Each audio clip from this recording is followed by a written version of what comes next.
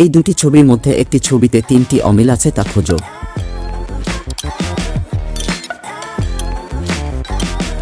আপনারা কয়টি অমিল খুঁজতে পেরেছেন কমেন্ট বক্স এ তা অবশ্যই জানাবেন।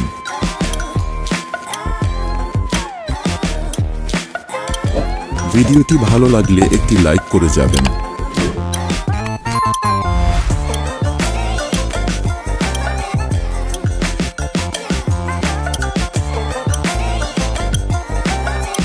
টাইম শেষ হতে যাচ্ছে, তাড়াতাড়ি কমেন্ট বক্সে বলুন কয়টি অমিল খুঁজে পেলেন।